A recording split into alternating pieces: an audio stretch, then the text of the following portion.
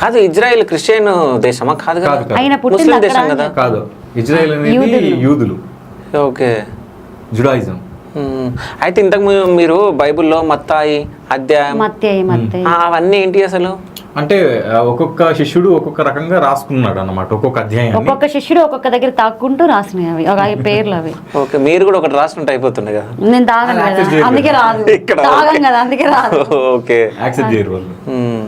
So final గా ఇంకా ఎవ్వరికి తెలియని విషయాలు ఏమైనా మీరు చెప్పాలనుకుంటున్నారు? ఇక చాలా ఉన్నాయి కానీ అవి ఎప్పుడైనా తర్వాత చూసుకుందాం. ఇంకెందుకంటే ఇక చాలా ఉన్నాయి, ఇది ఇప్పటితో అయిపోయేది కాదు. ఓకే, సో ఫైనల్ గా మన హిందువులకు మీరు ఏం చెప్పాలనుకుంటున్నారు? హిందువులు ఎవరైనా కానీ మతం మారండి అని ఎవరైనా వచ్చినా, మతం మార్పిడి చేసేటప్పుడు ఏంటంటే మీకు ఆర్థిక సమస్యలు, ఆరోగ్య సమస్యలు పోతాయని మీరు నమ్మాల్సిన అవసరం లేదు.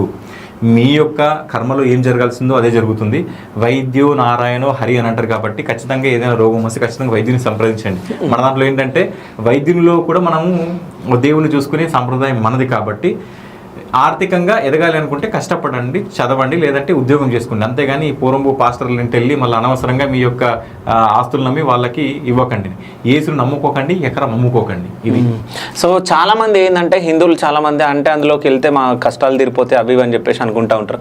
జస్ట్ అంటే మీరు నమ్ముతున్నారు అందులోకి వెళ్తే మంచిగా అవుతుంది అని చెప్పేసి నమ్ముతున్నారు కాబట్టి అంటే మీ నమ్మకం అది. అంటే మీరు ఇప్పుడు హిందుత్వంలో ఉండి నేను ఇది చేయగలను అంటే మీరు చేస్తారు, అదే మీ నమ్మకం. అంటే మనం ఏది తలుచుకుంటే అది అవుతుంది, అందులోకి వెళ్తే అవుతుంది, ఇందులోకి వెళ్తే అవుతుంది అని చెప్పేసి అనుకోవడం అది ముమ్మాటికి మూర్ఖత్వం. సో నిన్ను నమ్ము, దేవుని నమ్ము, అంతే, దాని తప్ప ఇంకేం చెప్పలేము. So thank you so much, thank you అండి. జై శ్రీరామ్. జై శ్రీరామ్. జై శ్రీరామ్. జై శ్రీరామ్.